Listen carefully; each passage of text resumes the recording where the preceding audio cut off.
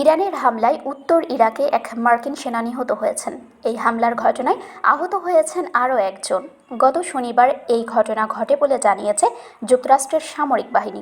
প্রতিবেদনে বলা হয়েছে, ভূপাতিত একটি ইরানি ড্রোনের অবিস্ফোরিত বিস্ফোরক নিরাপদে নিষ্ক্রিয় করার সময় ওই সেনা নিহত হন বলে মার্কিন সামরিক বাহিনী সেন্ট্রাল কমান্ডো জানিয়েছে।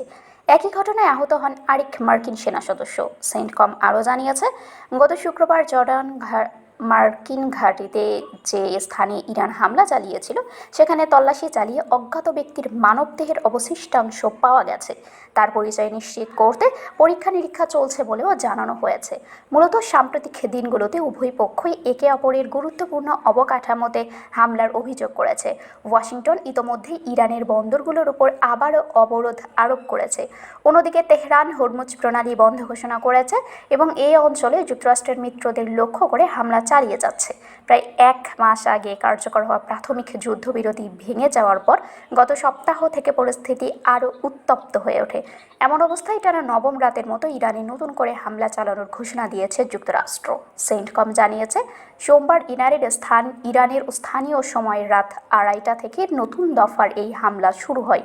তাদের দাবি, তাদের সর্বশেষ হামলার লক্ষ্য ছিল হরমুজ প্রণালীতে বাণিজ্যিক নৌ পরিবহনে ইরানের হুমকি দেওয়ার সক্ষমতা দুর্বল করা এবং জর্ডানে হামলার জন্য ইসলামী রেভলিউশনারি গার্ড ক্রপসের সদস্যদের দ্রুত শাস্তি দেয়া। বিবিসি বলছে, জর্ডানের ওই সামরিক স্থাপনা থেকে পাওয়া যাচাইকৃত ভিডিওতে অন্তত 2টি আঘাত এবং একটি বিস্ফোরণের দৃশ্য দেখা গেছে। এই সংঘাতে এখন পর্যন্ত নিহত মার্কিন নাগরিকদের সংখ্যা বেড়ে 17 জনে দাঁড়িয়েছে।